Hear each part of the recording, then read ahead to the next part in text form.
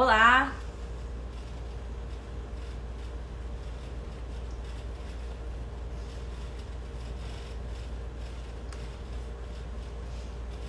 Olá, pessoal, tudo bem? Aguardando o Fernando.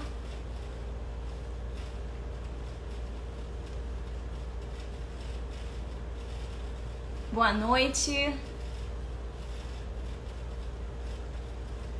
Olá, Ana, Marcon, Fábio.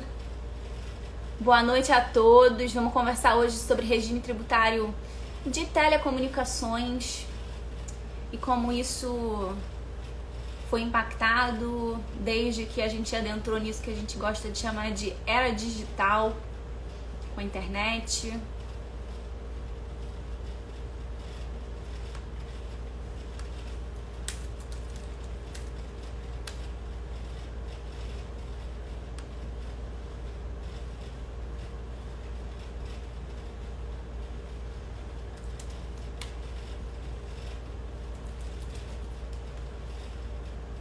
Tô aguardando o Fernando entrar, gente.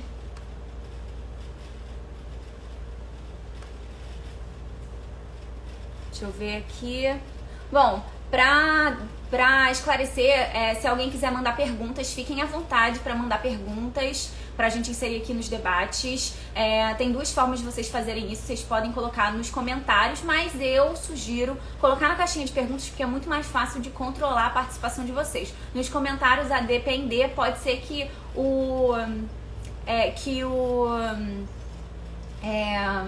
que a pergunta possa se confundir com outros comentários. Então, Fernando entrou aqui, vou chamá-lo. Tá entrando. E aí, Fernando, tudo bem? E aí, Tati, boa noite, tudo bem? Boa noite. Bom, gente, esse aqui é o Fernando Raposo Franco. Ele foi meu colega quando eu estava no mestrado na UERJ. Ele é mestre em Direito Tributário pela UERJ, na nossa linha de Finanças Públicas, Tributação e Desenvolvimento. E ele é gerente do contencioso tributário no Grupo Oi, motivo pelo qual com certeza, esse tema, esse recorte temático voltado para a tributação, para o regime tributário das telecomunicações, foi a ideia que eu tive e levei para ele, porque eu gostaria de saber os aportes dele e a visão dele a respeito desse setor da economia, diante dessa nova realidade que a gente vive, que a gente chama de economia digital, era digital, revolução digital, que é marcada por várias inovações que acabam se suplantando a conexão que um dia foi apenas as telecomunicações nas suas tecnologias predecessoras que dominavam. Ou seja, a gente tem vários impactos das evoluções tecnológicas no que diz respeito às telecomunicações, tanto na perspectiva comercial como na tributária. Então, Fernando, muito obrigada por ter aceitado o convite para contribuir aqui com o perfil. Realmente, a gente fica muito honrada de contar com a sua contribuição. Bom, primeiro, boa noite, Tati, boa noite a todos e todas que estão aí assistindo a gente, o pessoal que está entrando. Estou vendo várias pessoas queridas aí, aos poucos, entrando na live. Eu que agradeço o convite, Tati, para falar do assunto ao qual eu tenho me dedicado aí desde mais ou menos o início da minha carreira profissional, mas acabou se tornando também uma bandeira para mim. Vai ser legal aqui ter a chance de compartilhar algumas impressões com você. E já de antemão, eu queria avisar para todo mundo que se por algum acaso eu desaparecer na tela, porque meu telefone caiu. Eu sou muito pouco habituado com... Nunca tinha usado o Instagram para fazer uma live, então eu fiz uma, fiz fiz uma gambiarra aqui que eu não sei se vai durar muito, mas enfim, depois a gente vai insistindo. Acho que vocês podem ver até pela minha arroba, pelo meu usuário, que eu jamais usei esse perfil para qualquer finalidade, não qualquer finalidade profissional. Mas, enfim, a gente vai se acertando aqui com o passar do tempo. Você sabe que você pode mudar seu arroba, né? Você pode editar. Eu pensei em fazer isso depois que rolou o convite, mas Errou. aí eu achei que ia ficar meio... Olha, deixa como tá.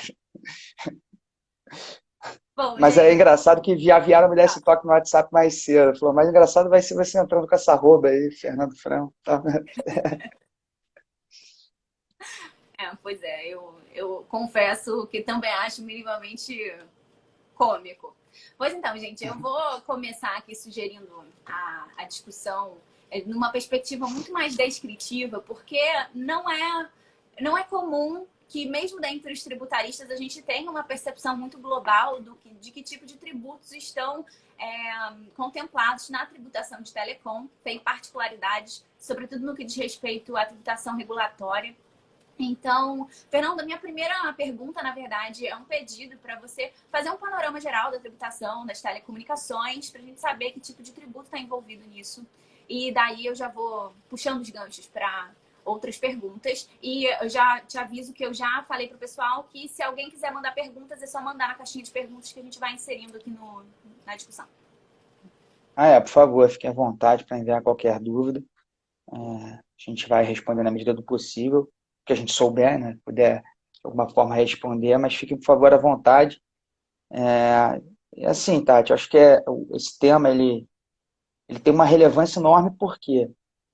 Porque assim, seria até desnecessário a gente ficar aqui falando da relevância das telecomunicações na vida de todos nós a essa altura do campeonato, né, 2021. Eu me lembro que, quando eu escrevi a dissertação no mestrado, eu passei a introdução para justificar o tema, falando sobre a relevância das telecomunicações nas nossas vidas, na vida de boa parte da população mundial, àquela altura, 2017, mas assim, se já não havia dúvida naquela época, em 2021 não tem o que dizer, né? Com a pandemia e a digitalização da vida, das relações de trabalho, relações pessoais, isso ficou muito evidente. Ficou evidente também que a gente tem um gap ainda cobrindo o Brasil, né? Não tanto em relação ao acesso, também em relação ao acesso. A gente tem mais ou menos 44 milhões de brasileiros sem acesso à internet ainda, segundo dados da PNAD e do IBGE. Mas mais do que o acesso à internet, é o acesso de qualidade, porque sem acesso de qualidade fica cada vez mais difícil acompanhar a evolução da economia digital, dos serviços governamentais oferecidos digitalmente, de todas as oportunidades que a conexão à internet oferecem, a transformação que ela pode trazer para a vida das pessoas.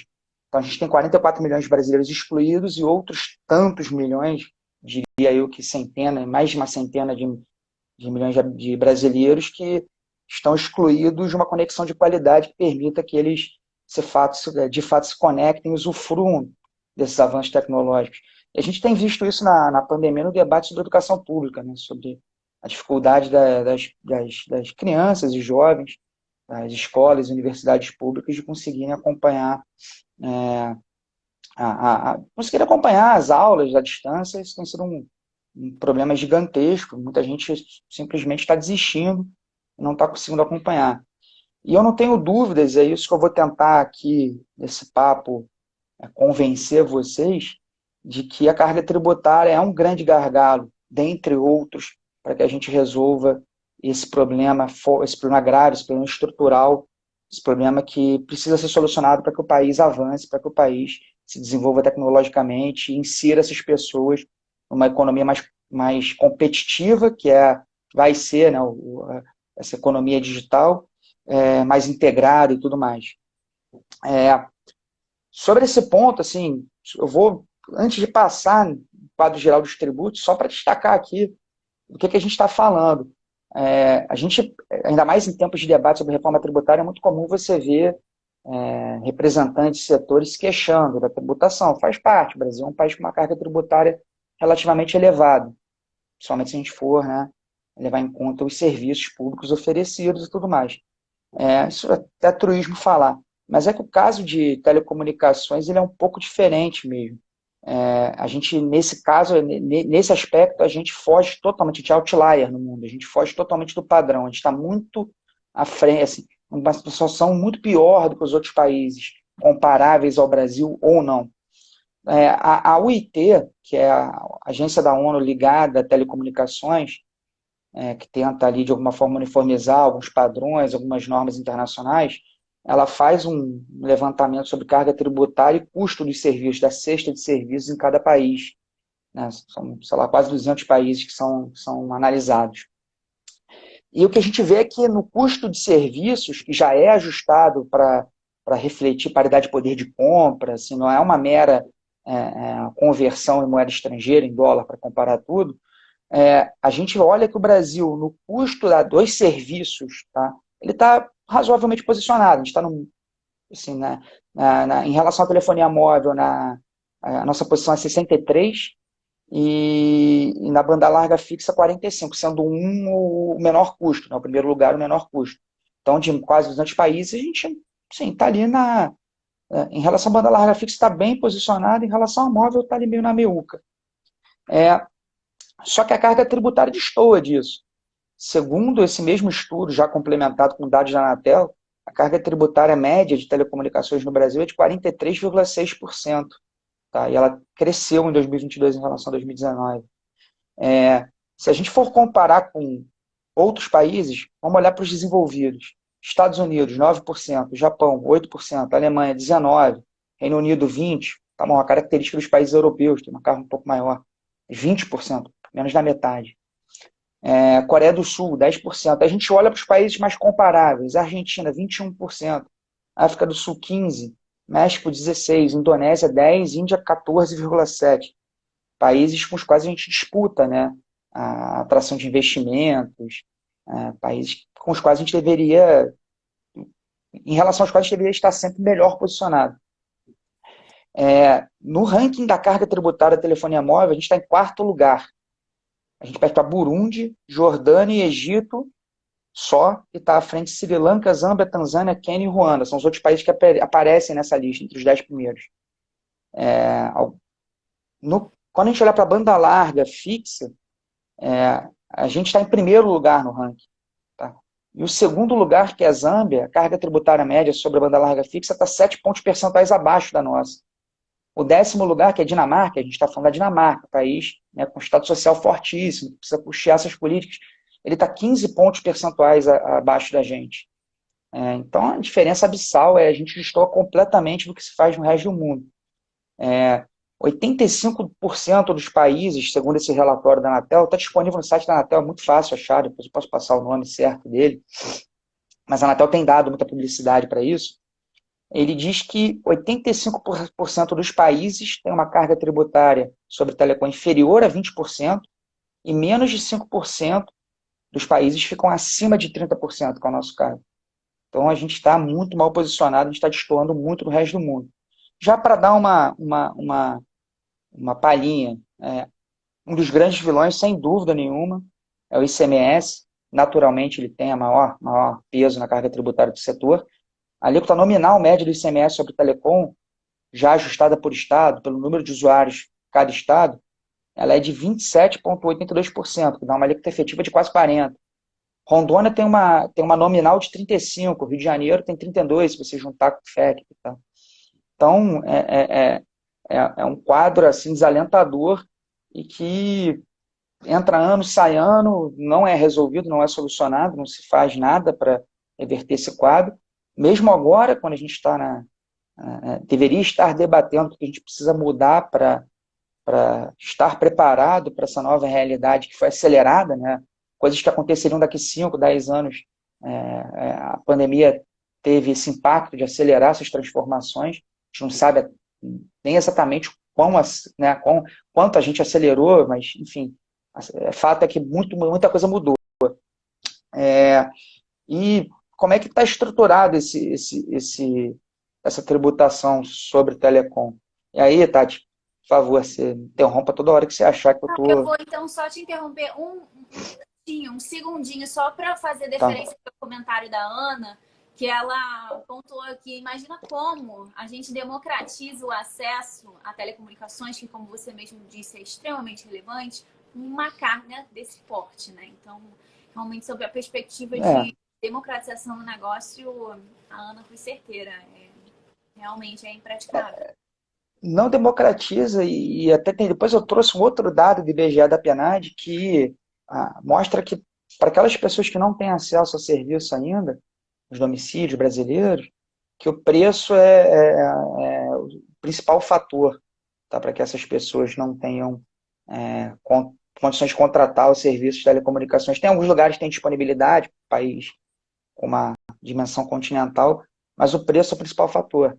E é óbvio que a carga tributária né, se reflete no preço, e ainda mais nesse nível, né? A gente está falando de 43%, segundo a Anatel.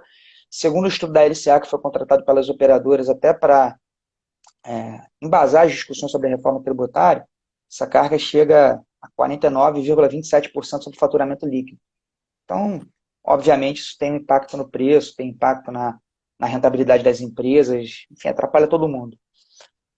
Esses tributos, a gente tem basicamente o ICMS, que é o que todo mundo pensa quando pensa em telecomunicações, principalmente porque a Constituição, no artigo 155, atribuiu aos estados e ao Distrito Federal competência para tributar comunicações, na verdade.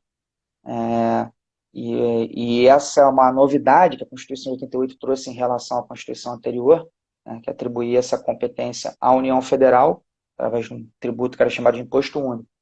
Naturalmente, todo mundo pensa que o ICMS está certo, o ICMS ele tem o maior peso nessa conta da carga tributária de telecomunicações mesmo. Mas o que passa despercebido, e é natural que passe despercebido, é que existe muita coisa além do ICMS. E aí eu estou me referindo à tributação federal, não ao IRPJ, CCLL, IOF, e todas as grandes empresas, pelo menos, recolhem esses tributos, os tributos previdenciários e tudo mais. Eu estou me referindo aqui às taxas e contribuições que são cobradas pela União Federal. São 6 tributos distintos, tá? A maioria deles fica sob a administração da Anatel, Agência Nacional de Telecomunicações, agência reguladora do setor, e disso que eu queria falar um pouco, porque um pouco do que a gente está mais habituado a ver, né, sendo abordado, ou até nas controvérsias que chegam aos tribunais superiores e tudo mais. Até quando eu fui escrever minha dissertação, eu queria falar sobre telecomunicações, e eu tive que fazer uma escolha que não foi muito difícil, porque se eu fosse pensar em abordar ICMS, eu ia chover no molhado, porque teve gente que veio antes de mim e dissecou o tema assim, de forma primorosa. Tem diversos artigos e livros de muita gente boa, e tem uma obra que eu acho que é do André Mendes Moreira, que é do professor André Mendes Moreira, que é assim, uma obra definitiva sobre a tributação das telecomunicações focada nesse tributo que é o ICMS. Mas, para mencionar aqui quais são esses tributos a que eu referi, cobrados pela União Federal, a gente tem a taxa de fiscalização de instalação e a taxa de fiscalização de funcionamento. Tá? São 2 tributos com bases semelhantes, já explico um pouco melhor, que deveriam ser utilizados para prover os recursos necessários para a atividade, exercício do poder de polícia pela Anatel. A Anatel é a agência a qual compete a regulamentação do setor, a fiscalização de serviços. Então, existe aí o exercício de um poder de polícia, e para custear essa atividade foram criados esses 2 tributos. A gente tem, saindo da TFI e da TFF, a gente tem as contribuições ao FUST e ao FUNTEL. Também são tributos meio gêmeos. Eles têm a mesma base de cálculo que difere a alíquota. O FUST ele incide a 1% sobre a receita bruta decorrente dos serviços de telecomunicações e o FUNTEL a 0,5% sobre a mesma base. Tá? E também o que difere eles, outros dois aspectos que diferem, além da alíquota, são: o FUST é arrecadado pela Anatel, o FUNTEL é por um conselho gestor que não tem personalidade jurídica própria, vinculado ao Ministério das Comunicações. O FUST serve para originalmente universalizar os serviços de telecomunicações prestados no regime público, mas desde o final do ano passado, 16 de dezembro, salvo engano, foi promulgada uma lei que altera significativamente a lei do FUST, e aí a finalidade dele foi ampliada, foi alargada, que até tem um impacto tremendo numa discussão que eu abordei, que eu queria discutir também aqui. Então hoje... Você pode Claro. emendar e esclarecer essa questão? Tá, eu acho claro. Super interessante que você aborda na dissertação e é pouco explorado, pouca gente conhece a discussão. Tá bom. O FUST ele tem natureza de contribuição de intervenção do domínio econômico, né? Então isso pressupõe que ele esteja vinculado a uma finalidade. Pressupõe que os recursos arrecadados por esse tributo sejam destinados a essa finalidade legal que justifica a criação do tributo. Tem que custear a intervenção estatal em determinada porção do domínio econômico, para promover alguma finalidade. Eu me baseei ali nas ideias do Marco Aurélio Greco, os livros dele até antigos, 2005, 2001, acho que foram alguns dos trabalhos pioneiros sobre a figura das CIDs, que até então acho que eram um pouco explorados pela doutrina. E ele diz o seguinte, olha, tem finalidades que, por sua natureza, não são exauríveis. Tá? Promover a, a inovação tecnológica. A gente sempre vai estar querendo promover a inovação tecnológica. Não dá para você aferir quando esse objetivo foi alcançado. Promover a concorrência em determinado setor. Isso aí é até discutível. A gente poderia, em certo momento, dizer que o setor já está definitivamente, né, com seus players pulverizados e tudo mais. Mas e existem outras finalidades que podem ser, elas são plenamente aferíveis, você consegue identificar quando ela foi atingida. E esse, para mim, era o caso do FUS, porque ele foi criado originalmente para universalizar os serviços de telecomunicações prestados em regime público. Essa expressão prestados em regime público remete à Lei Geral de Telecomunicações, que foi o diploma legal que arquitetou, né, esse novo paradigma das telecomunicações do final dos anos 90, das privatizações, das concessões. E final dos anos 90, quando se pensava em telecomunicações, se pensava em quê? Telefonia fixa. O telefone móvel, o celular ainda era um sonho distante, né? Era um troço ainda visto como inalcançável, que é curioso porque em muito pouco tempo isso mudou de forma, né, radical. Então, a LGT, a Lei Geral de Telecomunicações, ela assumiu como pilar principal, ela se erigiu a partir dessa premissa de que o serviço mais relevante era a telefonia fixa, que no jargão a gente chama de STFC, Serviço de Telefonia Fixa Comutado. Então, o FUS foi criado para universalizar a telefonia fixa, ou seja, para levar para aqueles locais onde a exploração eficiente do serviço não fosse rentável, não fosse suficientemente rentável, não se pagasse, né? Fosse proibitiva. O FUS serviu para isso. Acontece que o FUS ele ficou, por má gestão pública, apesar de várias intervenções do TCU, o FUS ele ficou empossado, não teve planejamento, não teve execução de política pública para utilizar esses recursos para cumprir essa finalidade. E ficou empossado de uma maneira constrangedora. A arrecadação supera 20 bilhões de reais, a histórica. E eu me lembro que quando eu fiz o meu trabalho, o que tinha de recurso aplicado era 200 mil reais, de mais de 20 bilhões de reais arrecadados, que dava 0,002% do total arrecadado. Era um troço constrangedor, né? Então, ficou empossado por inação do poder público, e o que aconteceu? A realidade mudou. O serviço de telefonia fixa caiu em desuso, ele foi universalizado, porque também, além do FUS, o FUS não era o único mecanismo para isso. Os contratos de concessão, a legislação previa a obrigatoriedade das concessionárias de telefonia fixa de levarem esse serviço para essas regiões desassistidas, sob pena até de sofrerem multas pesadas na Anatel. Isso efetivamente aconteceu. E a gente viu a emergência da telefonia móvel, que substituiu absolutamente a telefonia fixa. A telefonia fixa se tornou obsoleta, caiu em desuso, a telefonia móvel se tornou tão acessível, isso aconteceu de forma tão mais célere do que se imaginava, que a telefonia fixa ficou completamente de lado.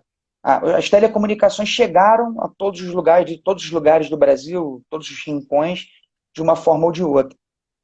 E aí isso não é mais nem uma opinião minha, ela é só uma posição formalizada pelo Ministério das Comunicações, pela Anatel, em várias manifestações desses entidades e órgãos, se dirigindo ao TCU, se dirigindo ao Congresso. Está textualmente escrito isso por eles, que não faria mais sentido aplicar o FUS na telefonia fixa, na finalidade legal, e que por isso era necessário aguardar uma alteração legal.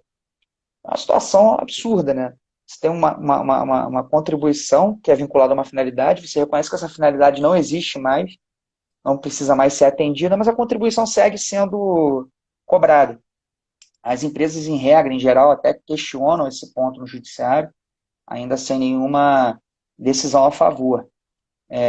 E aí, me parece que a gente foge muito daquela discussão clássica sobre predestinação, qual é a consequência jurídica dessa desvirtuação dos recursos.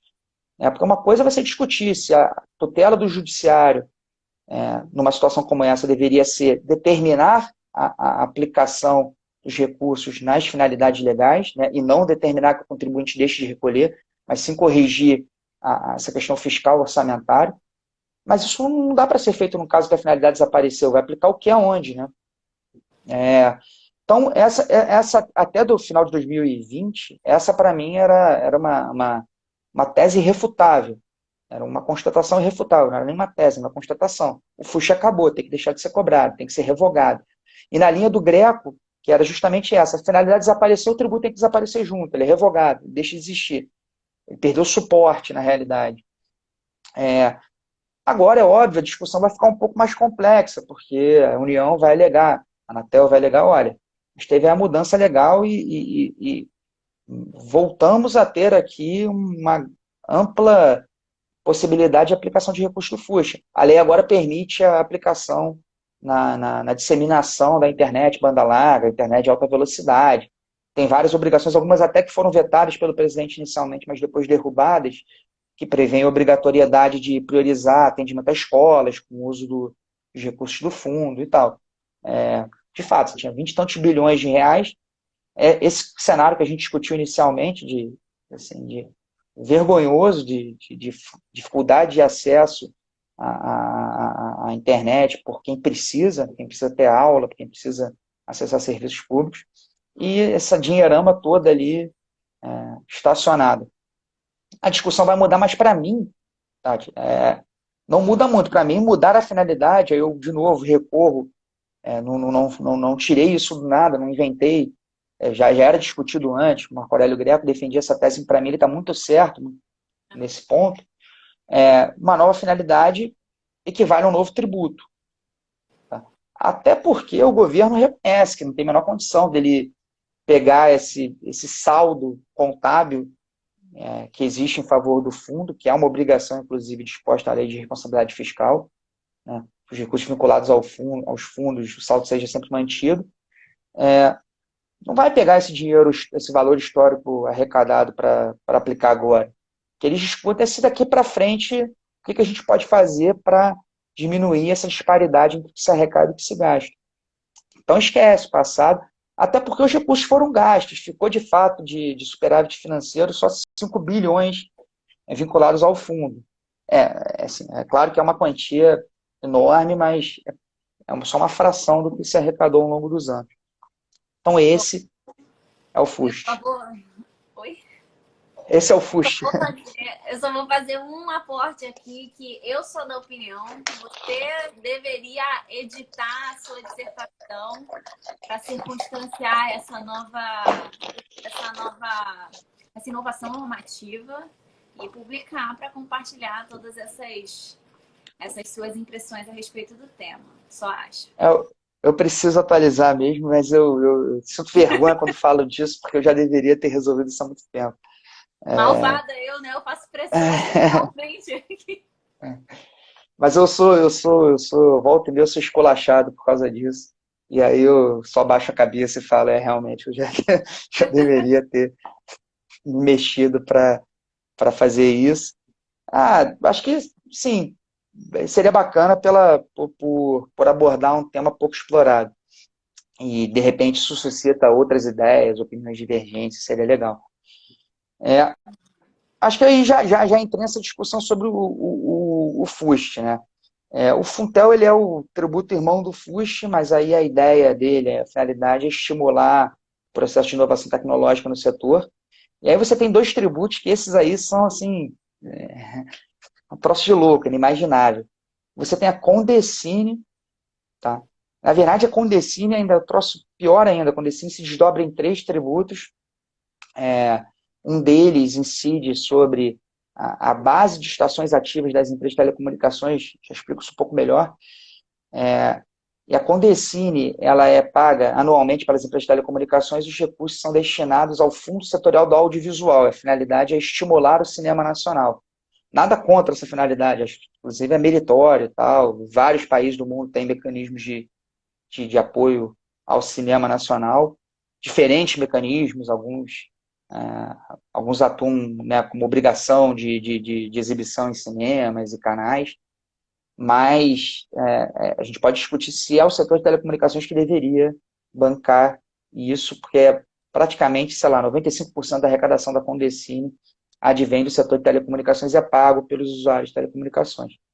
E esse outro tributo, o último, que todos eles esses dois, Condecine e a contribuição para o fomento da radiodifusão pública, é o último, também é uma CID, assim como a Condecine, eles são filhotes da TFF, eles têm a mesmíssima base de cálculo da TFF, fato gerador anual, são devidos até 31 de março pelas operadoras, então quando se aproxima de 31 de março nas empresas, é um fuzuê danado, porque começa a pressão de diretoria, conselho, para saber, porque todo mundo sabe da situação absurda que a gente vive, né, de não aplicação dos recursos, de cobranças que, a nossa versão, ilegítimas, o pessoal começa a pressionar, e aí, vai conseguir decisão para suspender?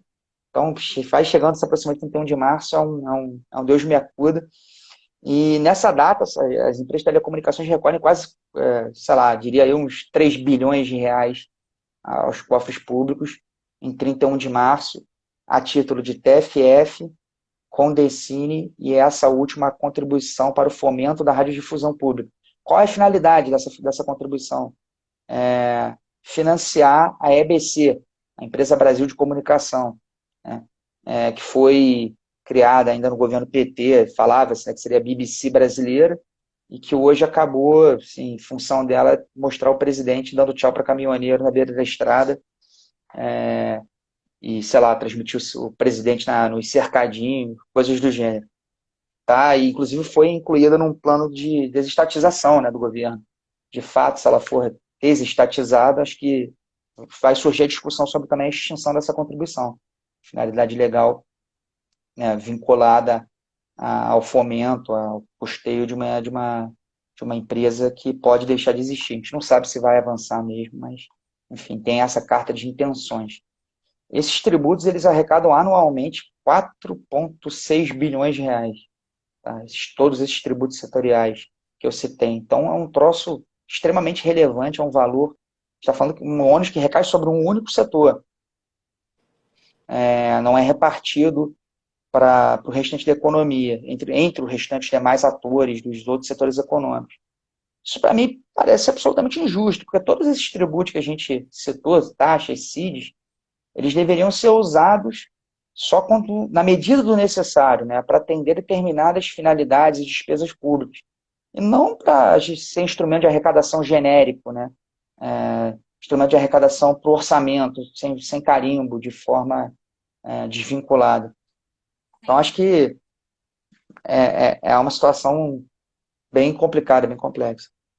E me parece que essa observação crítica que você inseriu aí no meio a respeito da destinação da Condecine especificamente, e não obstante o mérito da destinação em si, não faz nenhum sentido realmente que seja financiado por telecomunicações, porque a gente vai imaginar intuitivamente que a destinação de uma espécie tributária de tal natureza tenha pelo menos uma lógica estimular um determinado setor que vai implicar aumento de materialidades que alimentam tributariamente aquele setor. Então, a gente intuitivamente imagina essa retroalimentação, e quando a gente circunstancia essa lógica para a hipótese da Condecine e para a destinação dela, realmente me escapa a compreensão. Me escapa o racional por detrás. Eu concordo com a sua. Eu acho que isso se aplica também à outra CFRP, a Contribuição para o Fomento da Radiodifusão Pública, que é chamada de CFRP, é chamada de fomento, também é chamada de ABC. Ela atende por esses 3 nomes, depende de qual área da empresa você está falando. Tem gente dentro da empresa que chama de ABC, tem gente que chama de fomento. Mas nos 2 casos a gente está falando de CID. Né?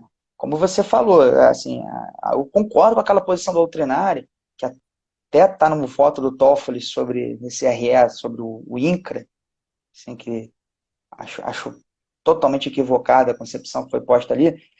Eu concordo com esse argumento, né, disso que a gente está falando. De fato, a legitimidade passiva para suportar uma CID não está vinculada a um benefício. Você exige, para que você seja considerado contribuinte legítimo de uma CID, não se exige que você tenha benefício, ofira alguma vantagem com aquele tributo. Tá?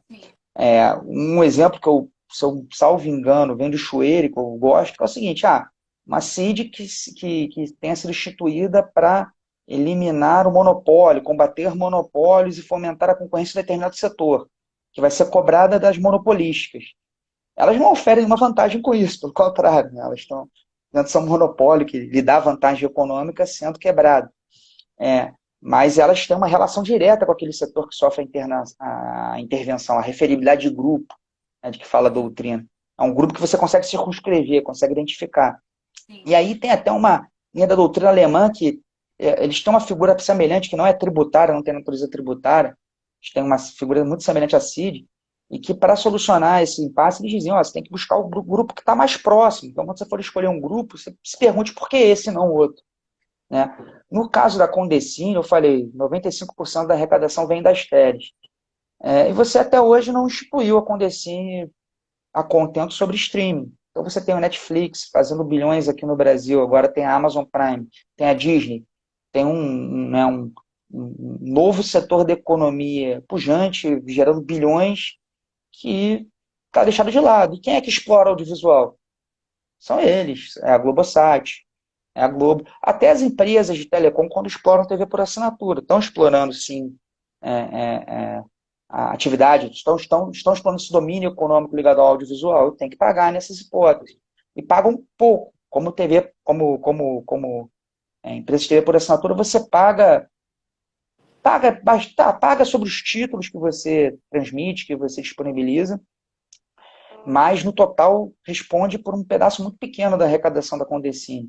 O grosso vem da Condecine Teles. O que é a Condecine Teles? Só que eu estou falando, só para as pessoas terem noção do que é esse monstrengo. Todo ano, as empresas pagam a TFF, essa CFRP, a Condecine Teles, sobre a base ativa delas. Só que a base ativa inclui não só as antenas, né, as estações de rádio base, a infraestrutura física das redes de telecomunicações, mas também todos os chips de telefone que a gente tem no Brasil. A gente tem 234 milhões de telefones ativos no Brasil, hoje, já teve até mais. 234 milhões de dispositivos ativados. E aí é o seguinte, quando você instala esse dispositivo, você põe ele em funcionamento, você paga a TFI. Você paga no primeiro ano só a TFI. No caso de um chip de telefonia móvel, ela incide com a alíquota de R$ 26,83, R$ 26,83 por dispositivo. Essa não é a única alíquota dela, é uma tabelinha que tem anexa à lei e que define a modalidade de serviço, por modalidade de serviço, o valor por tipo de estação. Tá? Mas ficar aqui no móvel, que é o que faz toda a diferença no final. A arrecadação grossa vem das empresas de telefonia móvel, das empresas que exploram. O nome técnico do serviço de telefonia móvel é SMP, Serviço Móvel Pessoal. Então, colocou aquele chip em funcionamento, R$ 26, quase 27. No primeiro ano seguinte, a partir do primeiro ano seguinte, todo dia 31 de março, você vai pagar por chip R$ 8,85 de TFF, R$ 1,34 de CFRP e R$ 4,14 a título de Condecine Teles. Você chega aí a R$ 14,00, R$ 14,33 por ano por dispositivo. São 234 milhões de chips, né, dispositivos móveis em funcionamento no Brasil. É só multiplicar, o valor é absurdo.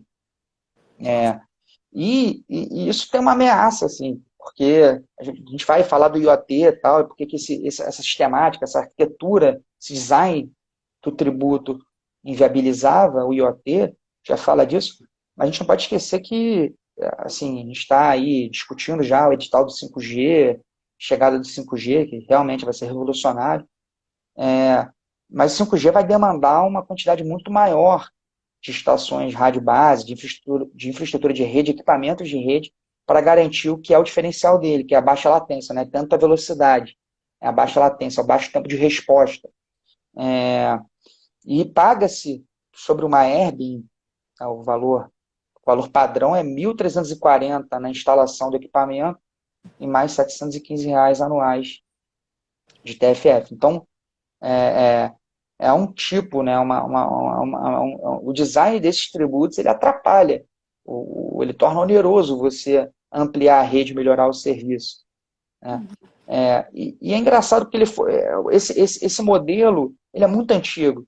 É, na forma como a gente conhece, como está estabelecido hoje, está no ano de 97, é anterior à privatização, é anterior, ele é de um tempo que não se imaginava que a gente teria, em algum momento, 234 milhões de estações móveis funcionando. E foi isso que levou a um incremento absurdo na arrecadação todos esses tributos, principalmente das taxas, TFI e TFF. Entendi. Eu ia te propor a gente migrar para a temática digital, mas então só para você dar uma amarrada na situação atual, eu vou remeter mais uma vez a uma pergunta da Ana Suezima, que ela está perguntando qual o peso das obrigações acessórias para o setor, considerando que a carga tributária já é muito significativa. Então, no cômputo global, as obrigações acessórias pioram quanto a situação? A gente está até respondendo uma análise de impacto regulatório da Anatel sobre isso. A Anatel está conduzindo uma análise de impacto regulatório, deve haver uma consulta pública para pensar num novo modelo, no que ela pode colaborar. A gente não tem um valor para citar, nem na nossa resposta na Anatel, que a gente pode estar levantando a quantidade de funcionários dedicados à área fiscal, mas na Oi, assim, posso dizer que a gente tem, juntando o jurídico tributário e a área fiscal, a gente tem quase 200 pessoas, então dá para ter uma ideia do custo que isso carrega. E a empresa de telecomunicação está no pior dos mundos, porque ela é contribuinte de ICMS, que é um tributo complexo. Ela atua em todas as unidades da federação. Então, a quantidade de obrigações acessórias a ser preenchida é enorme. Atendimento aos fiscos, atendimento à fiscalização. A gente tem uma área estruturada para atendimento à fiscalização. Ela também é contribuinte em diversos municípios dos tributos municipais. E muitos municípios, quando a empresa julga que não é contribuinte, eles pensam diferente. Então, toma atuação. E ela, além de tudo, fica sujeita às obrigações acessórias federais gerais, né, de todas as outras atividades, então, SCD, SCF, as declarações, esses mais genéricos, relacionados aos tributos que todo mundo recolhe, mas também as obrigações acessórias relacionadas ao FUSH, ao Fintel, à TFI, à TFF, Condecine. Então, é o pior dos mundos. Eu duvido que tenha um setor, não sei, acho que instituições financeiras são bastante também, elas são obrigadas a preencher uma quantidade enorme de obrigações acessórias, até com informações sobre terceiros, o que deve fazer toda a diferença. Mas, sim, é um dos setores, sem dúvida. Acho que telecomunicações no Brasil deve ser um troço quase inigualável no mundo. Bom, Fernando, eu vou sugerir a gente já colocar a economia digital aqui na nossa panela e tá bom, claro, para discutir. E para começar, a economia digital acabou mudando o nosso paradigma de conectividade, né? Com a conectividade, ela mudou o paradigma da comunicação e com isso, a princípio, como você vê a influência sobre telecomunicações se a economia digital está mudando as telecomunicações ou se é uma sobreposição às telecomunicações? E após isso, em que medida isso afeta a concorrência das telecomunicações, na medida em que existem outros produtos que operam na base da internet? A pergunta, sim, esse tópico acho que é fascinante. Uma tópico fascinante. Sim, economia digital é a economia do século XXI. Tudo tende a se tornar, tudo que puder ser convertido em economia digital, vai ser convertido em economia digital. A pandemia acelerou, talvez, isso, né? Talvez tenha acelerado. Mas não existe economia digital sem a conectividade. Então, telecomunicações, primeiro de tudo, é um insumo necessário para a economia digital. Não vai ter economia digital sem acesso a telecomunicações. Só que também, de fato, com as novas funcionalidades, com a inovação, a economia digital, em alguns momentos, ela entra em conflito com as telecomunicações. Há uma certa sobreposição. Às vezes, a uma certa concorrência, a uma certa substituição de novas ferramentas passam, né, a oferecer as utilidades que são próprias dos serviços de telecom. E vai ser difícil assim, a gente separar em diversas situações o que é economia digital, o que são esses novos serviços, do que é a telecomunicação que dá base, né, que dá sustentação para esses serviços. Até porque, Tati, assim, o que a gente vê no mercado é que as empresas de telecomunicações, elas obviamente notaram isso e elas têm cada vez mais tentado se tornar não só provedoras de conectividade, porque a conectividade pode perder valor no tempo, mas também fornecedoras, não só desenvolvedoras, mas também grandes agregadoras de soluções. Qual é a vantagem delas? Elas têm contato com 200 e tantos milhões de clientes, né? Tem um pessoal, uma fatia hoje já passou de meio a meio. Então, metade desse contingente é de assinante no pós-pago, então gente que recebe fatura, né, ou pela internet ou em casa, acho que a empresa conhece, sabe onde mora. E a outra parte ainda de assinante do pré-pago tende a acelerar essa conversão do pré-pago para o pós, mas são pessoas que toda semana ou com maior frequência vão lá carregar crédito no seu celular, uma rede com capilaridade enorme para a venda de crédito, né, para atender essa demanda. E as empresas elas chegam nessas pessoas. O Brasil ainda é um país que tem uma grande parcela da população desbancarizada. Então é uma grande vantagem você conseguir cobrar dessas pessoas, seja por meio do desconto no pré-pago ou por meio do envio da cobrança na fatura. Então, as empresas elas tendem a se tornar agregadoras desses serviços. Você já vê as ofertas envolvendo Netflix, envolvendo Spotify, não só soluções desenvolvidas para as empresas, mas também soluções de terceiros que elas estão oferecendo. A gente vai ter ali, é claro, situações em que essa diferenciação vai ficar mais complicada. A gente chegou a mencionar o IoT, né? No IoT, Internet das Coisas, o IoT, Internet das Coisas. O IoT, basicamente, é a ideia de ter coisas conectadas e automatizadas, né, gerando informações e recebendo comandos pela internet automaticamente. IoT é a lavoura conectada, é o rebanho de boi conectado, é a geladeira conectada para trazer informações, gerar alguma solução, pode ser um aviso de manutenção, né, programada, pode ser até a informação de que está faltando, determinada comida vai acabar na sua geladeira. A internet das coisas é isso. Acho que é um campo infinito. Tudo que vai poder ser gerado através da internet das coisas. É o carro conectado também. As coisas mais óbvias que a gente pensa quando pensa nessas transformações que a nossa vida vai ter, que vão se refletir mais no nosso cotidiano, mas também coisas que a gente não consegue nem hoje parar para imaginar. O IoT estava totalmente inviabilizado pela legislação, por aqueles tributos que a gente comentou, né? TFF, esses que incidem anualmente. Aí, depois de muito tempo, assim, muito tempo de debate, várias rodadas com o executivo, com o legislativo, finalmente, no ano passado, foi aprovada e sancionada a lei que zerou todos esses tributos, os que eu citei, sobre os dispositivos IoT. Então, acabou com esse entrave. Já tinha um impacto bilionário, né? Aquilo já estava gerando um atraso no desenvolvimento do IoT aqui no Brasil e causando um impacto bilionário na cadeia de produção, na cadeia de valor. O IoT, qual o grande ponto do IoT? Por que aquela tributação inviabilizava essa solução, esse ecossistema? Porque o que se espera é que a receita com conectividade seja pequenininho. O serviço de telecomunicações ele vai ser essencial, indispensável, mas ele não é o principal ponto que agrega mais valor ao IoT. Você vai ter bilhões de dispositivos conectados. Então, é impossível, né? Você ter inviabilizaria também esse ecossistema se cobrasse muito pela conectividade. Então, a receita com conectividade vai ser ridícula e o que vai gerar valor é a utilidade que é oferecida, que é ofertada, né, através dessa conectividade, que é o que a gente chama de serviço de valor adicionado, está na definição da Lei Geral de Telecomunicações, que não se confunde com o serviço de telecomunicações. Está lá no artigo 61 da LGT, que é a Lei 9472.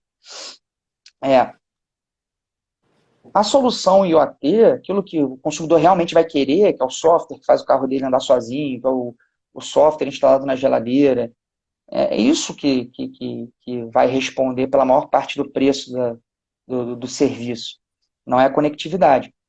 E aí você tem um ponto. Quando a empresa de telecomunicações fornecer a conectividade para uma terceira empresa, terceiro ator ali envolvido, por exemplo, a Samsung, para colocar numa geladeira, num ar-condicionado, fica tudo muito mais claro. Você sabe exatamente o que é o serviço de comunicação tributado pelo ICMS, sujeito a todo esse penduricalho setorial tributário. E você sabe o que é o serviço, né, o SVA, o Serviço de Valor Adicionado, que, a princípio, né, é tributável pelo ICS, se estiver previsto na lista anexa. Enfim.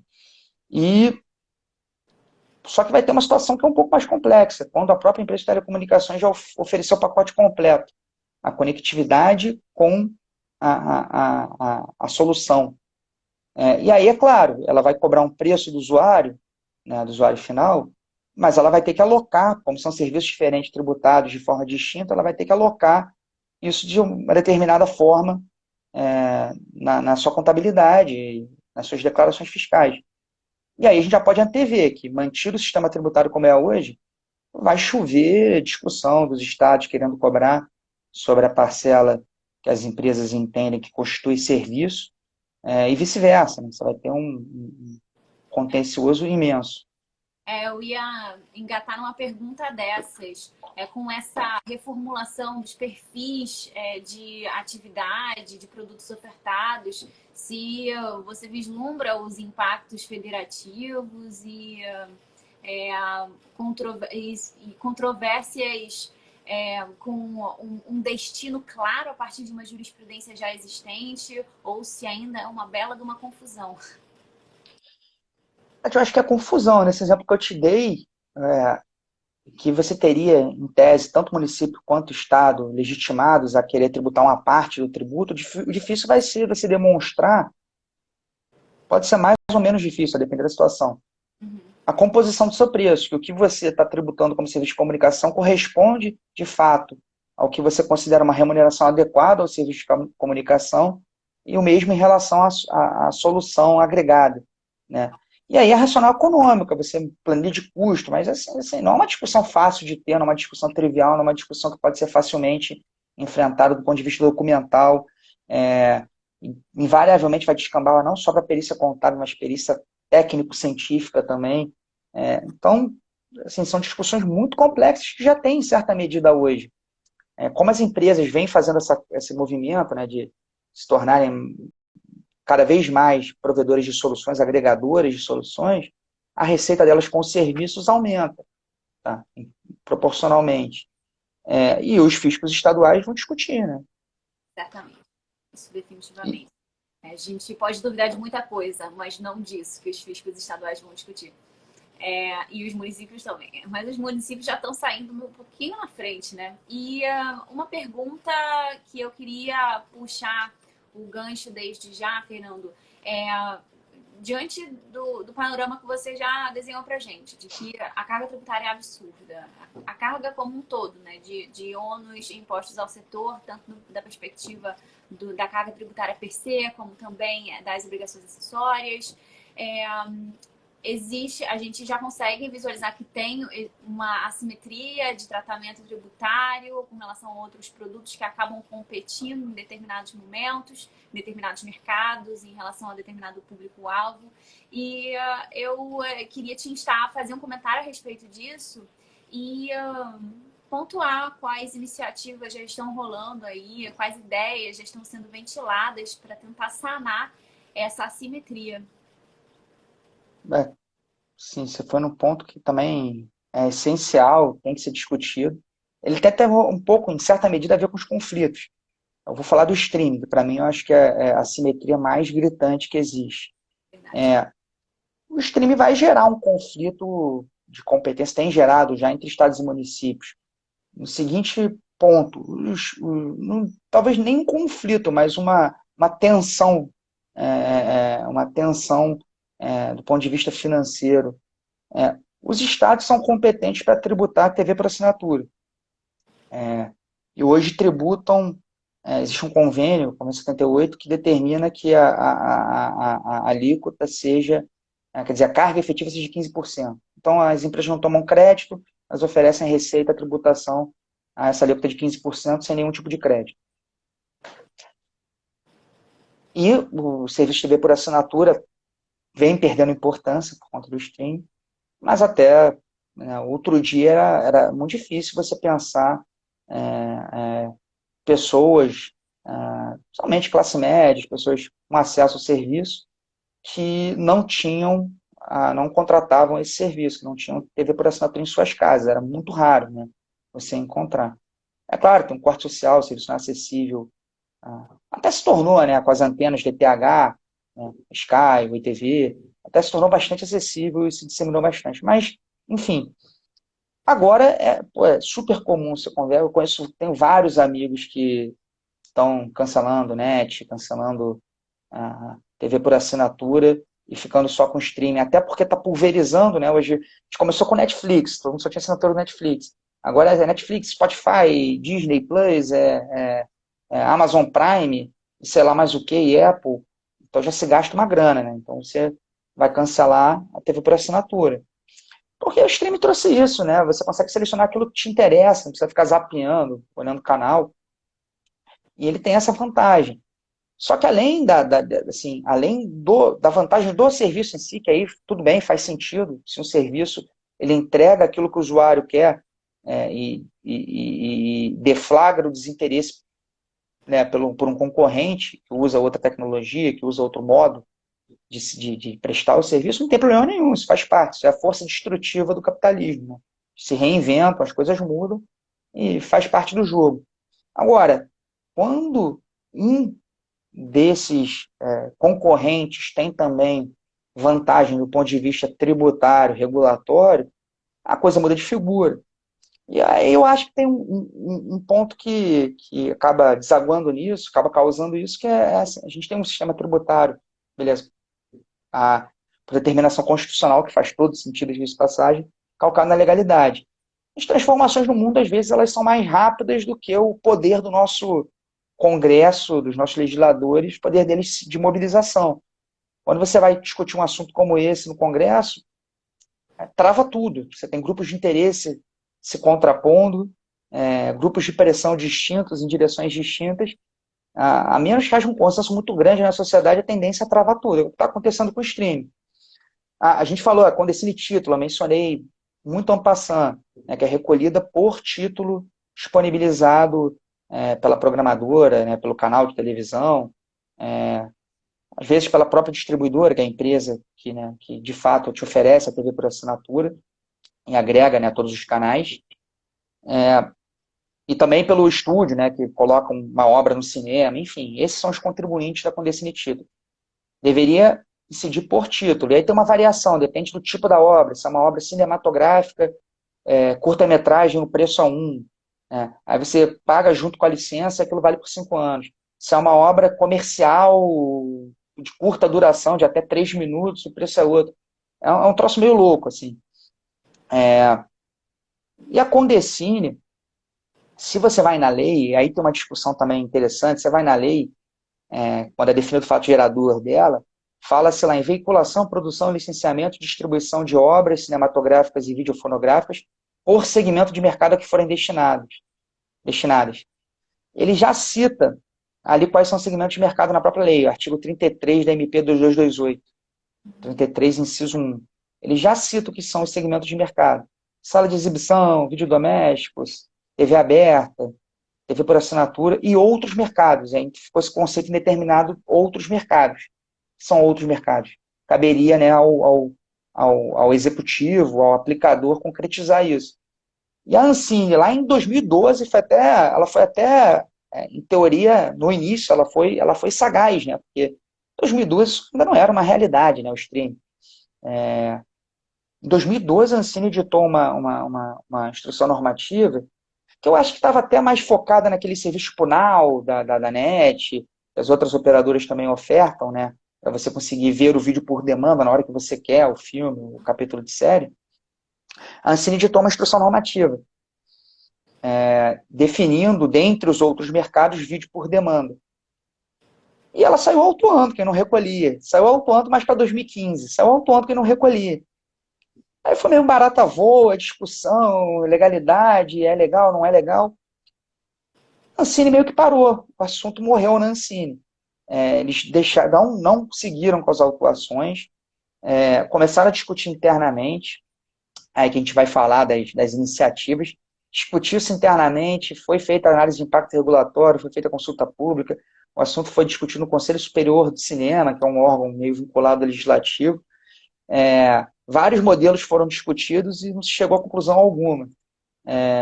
Você tem projetos de lei divergentes no Congresso, no Senado, na Câmara, são vários, mas eles até agora nenhum andou, você não tem nenhum parecer de relator votado ou em vias de ser votado. E qual é, a gente ficou falando aqui, mas qual é a consequência? Pô, você é do streaming, você oferta streaming, você paga ICMS, você paga o ISS, né? Enquanto a empresa de TV por assinatura paga o ICMS a 15%, você não paga FUS-Funtel, você paga o PIS e COFINS com uma alíquota um pouco maior, que é o regime não cumulativo, enquanto as TERs pagam 365, regime cumulativo. E você tem que atender toda uma regulação sobre conteúdo nacional, feita pela Ancine. A Ancine é o órgão regulador que trata desse tema. Então você tem que ter um conteúdo nacional mínimo, tem que ter os canais que eles chamam de CABEC, que é canal, Programação Brasileira de Espaço Qualificado. Tem uma quantidade mínima de canais que tem que ter nas grades das programadoras exibindo conteúdo nacional. Daí que vem o Canal Brasil, por exemplo. O Canal Brasil ele surge, aquela assim, intervenção regulatória para fomentar a indústria cinematográfica nacional, entendeu? Esse era o objetivo relevante. Vários países têm isso. Estava até lendo uma matéria, agora não lembro o cara do jornal, mas era, sei lá, The Guardian, não sei, falando sobre como a Netflix está revolucionando a Europa, que agora todo mundo assiste as mesmas coisas, que até pouco tempo atrás não era assim, né? Você não tinha essa cultura unificada, as TVs eram nacionais, apesar do avanço da União Europeia, da integração. Aí eles falam, agora você vê o inglês assiste a um seriado da Islândia, assiste ao seriado, sei lá, da Dinamarca, daquele Borgen, que eu acho maneiríssimo e tal. Isso revolucionou mesmo. E lá, essas regras de conteúdo nacional tem muito a ver com isso. Lá o streaming é obrigado a seguir. A Netflix tem que colocar aquilo.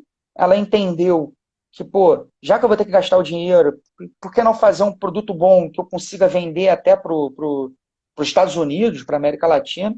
A gente viu aquela série do Lupin, não sei, francesa. Pô, ela fez um enorme sucesso nos Estados Unidos. Isso é absolutamente novo, não é normal. E assim, foi um dos fatores que viabilizou isso, essas regras de conteúdo nacional. Aqui no Brasil, o streaming não é obrigado a atender. Além tem essa discussão da Condecine, que eu falei, da legalidade, mas aí a Ancine já assume que ela não tem a lei do SEAC, a lei do Serviço de Acesso Condicionado, a lei da TV por assinatura, ela não dá, segundo a Ancine, segundo a compreensão da Ancine, não dá à agência a competência para regular os serviços de streaming, porque eles não são serviços de telecomunicações, porque essas empresas não seriam programadoras, etc. E aí, eles estão esperando até hoje a alteração legislativa.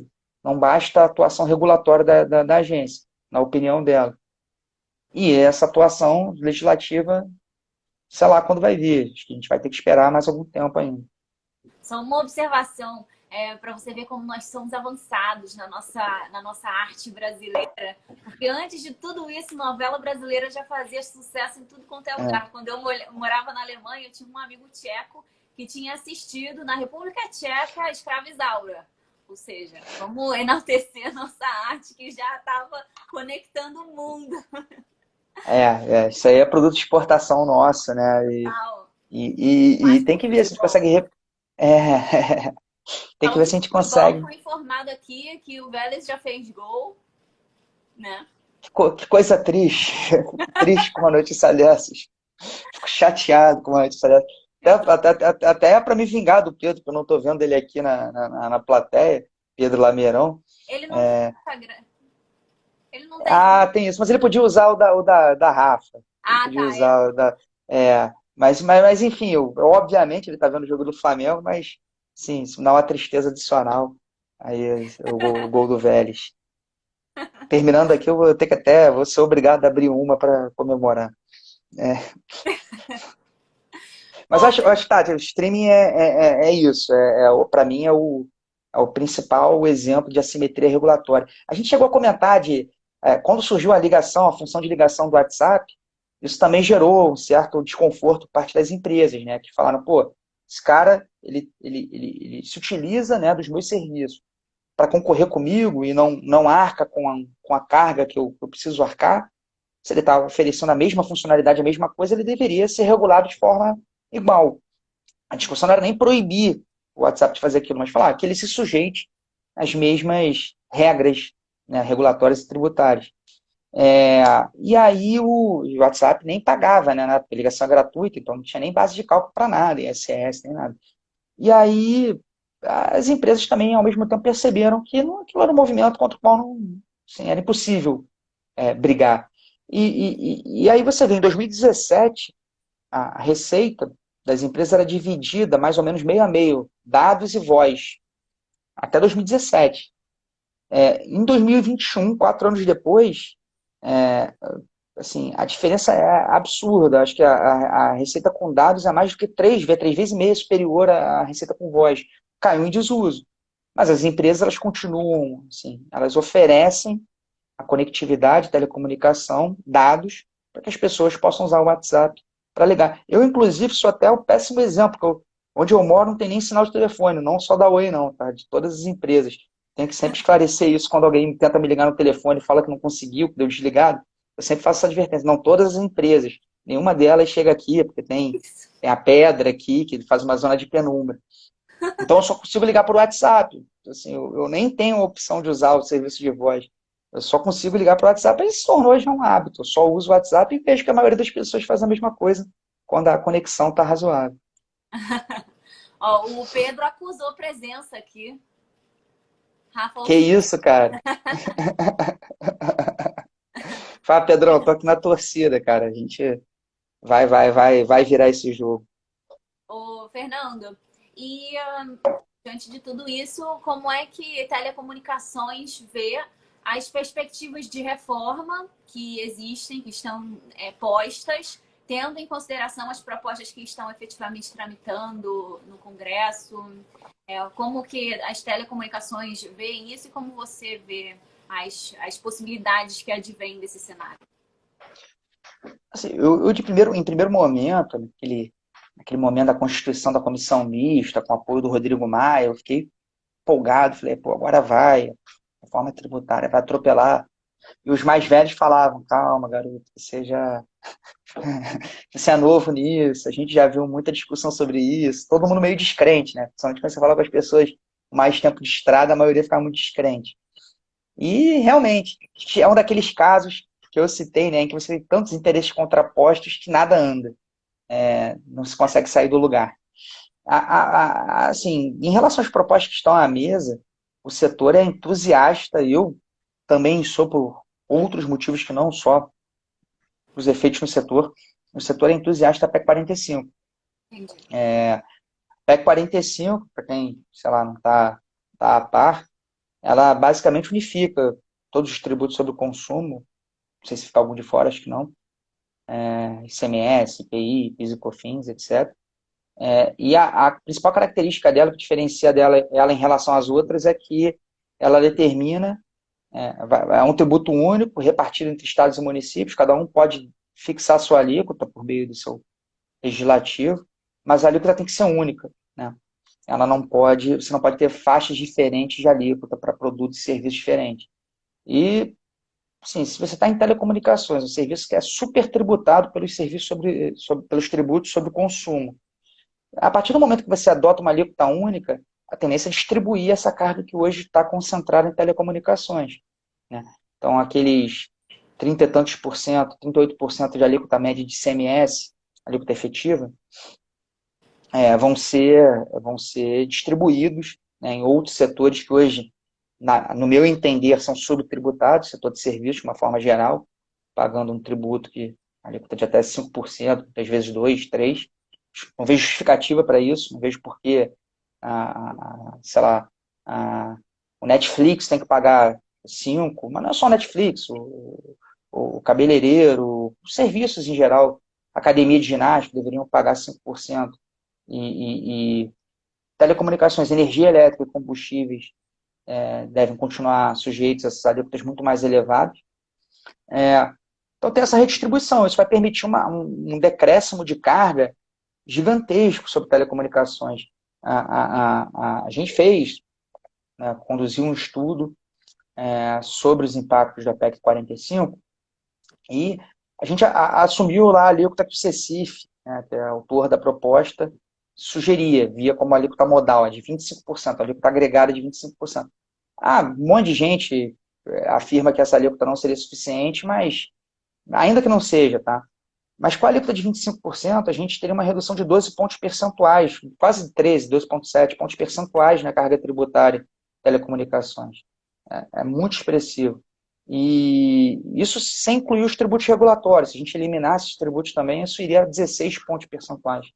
Então, você tem, assim, você permite baratear o serviço. E o setor de telecomunicações no Brasil, os preços são competitivos, como aquele relatório da UIT apontou, e a gente pode é só a gente pensar, né, como a nossa percepção sobre o preço do serviço 15 anos atrás era outra, um serviço muito mais caro.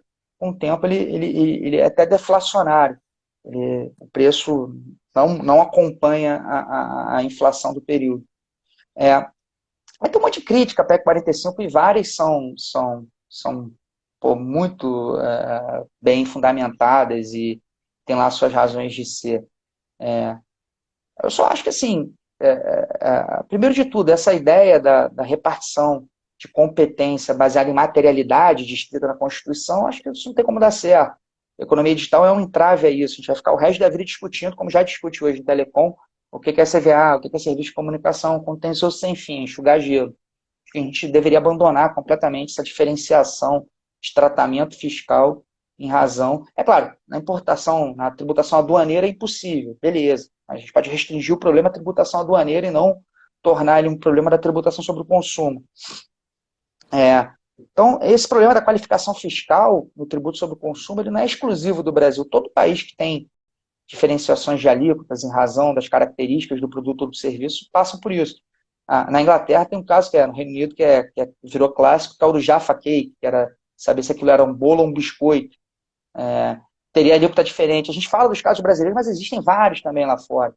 Não é coisa, né? Nesse aspecto, não é jabuticaba nossa. Acho que a jabuticaba nossa é o grau que a gente atingiu, que é inalcançável mesmo, sem paralelo no mundo. Mas o tal do Jaffa Cake foi solucionado da seguinte forma. O bolo, quando fica velho, fica duro. O biscoito, quando fica velho, fica mole. Então, vamos ver aí o que acontece com o Jaffa Cake quando ele fica velho e vai ser essa a classificação dele. Eu nem me lembro qual foi o resultado, se ele ficava duro ou mole depois de velho. Mas, enfim, é anedótico, mas é isso que essa diferenciação gera. Casos assim, anedóticos, que é contencioso, é máquina pública, né, anos de discussão. O negócio chega eventualmente no Supremo Tribunal Federal. É bizarro, né? E assim, aí tem um pouco, beleza, eu entendo que tem dois argumentos aí muito bons para você falar. Um mas pô, não dá para dar isenção para nada, a PEC 45 veda. A ideia dos autores é privilegiar o gasto público, né, que é mais transparente, está no orçamento, se discute. Renúncia tributária, não.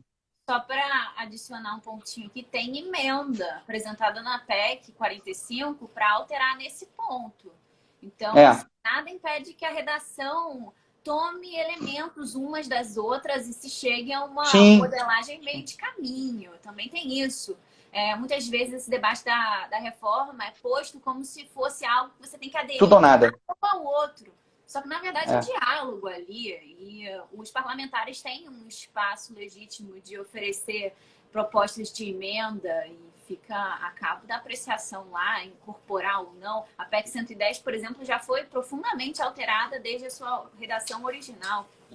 PEC Ela, 45, inclusive, a 110 já teve parecer de relator votado antes da comissão mista, né? Acho que foi o senador Roberto Rocha. Ela, por exemplo, tinha um imposto seletivo sobre telecomunicações, que era um despropósito. A ideia do imposto seletivo, né, que na PEC 45 e depois da intervenção do relator na 110 também, se torna um tributo voltado a desestimular comportamentos indesejáveis, com externalidades negativas. Na versão original da PEC 110, a versão do Hawley, ele propunha a tributação de telecomunicações com seletiva, tipo, tá pouco, toma mais um tributo aí. Tá achando ruim, toma aí, toma atrevido. Mas mudou, melhorou. Mas assim, a 110, eu acho até que, Tati, que provavelmente a virtude vai estar no meio do caminho. Mas a 110, por outro lado, algo que não me agrada, é que eu acho que ela até tem uma interferência maior nos entes, porque ela permite multiplicidade das alíquotas mais definidas, as alíquotas definidas pelo Congresso Nacional nem complementar. Então, o ente não tem nem a competência para definir sua própria alíquota, algo que a PEC 45 assegura. O que eu gosto dessa coisa da alíquota única, ou do mínimo de alíquotas possível, talvez seja o meio do caminho, talvez você excepcionar aquilo que é considerado muito essencial já na Constituição, né, talvez seja esse o caminho, e para esses bens e serviços permitir uma alíquota diferenciada, uma tributação diferenciada, e talvez uma rota de fuga para um caso como o de agora. A PEC 45 não permitiria, salvo engano, isenção sobre vacina, né? Então, talvez ela tenha que ter ali um botão de emergência para ser acionado em condições de situações extremas. Mas a 110, ela permite multiplicidade de alíquotas. E isso, além de não resolver a complexidade, essa questão da classificação, da qualificação fiscal, que é a problemática, ela não resolve isso. Para mim é um outro problema, que é mais assim até de uma questão de pragmatismo político, de percepção, até de ciência política. É que quando você permite tratamentos tão díspares, tão diferentes, você abre a caixa de Pandora da pressão, do lobby. Para quem já chegou a ler aquele livro, A Organização, da Malu Gaspar, que conta a história do Odebrecht, acho que os tributaristas deveriam ler, porque ele mostra, de certa forma, um relato, né, baseado em entrevistas e nas delações de como muitos dos programas de regularização, refis e também regimes especiais em matéria tributária surgem. A salsicharia, né? Como eles fazem ali as leis. Assim, eu preferia que a PEC eliminasse isso. E não adianta a gente fingir que não é assim. É assim, sim. Vai ficar se você permitir um tratamento, permitir ao legislador um tratamento tão distinto e sem limitações a setores, daqui a pouco, assim, você vai ter aqueles que são amigos do rei beneficiados, outros arcando com custo, isso em detrimento do interesse da população. Até tem dois pesquisadores do IPEA que são geniais e assim, fazem estudos maravilhosos sobre tributação, que é o Rodrigo Oraíro e o Sérgio Gobetti. Eles analisaram. Você viu o deles sobre a reforma tributária? Sim.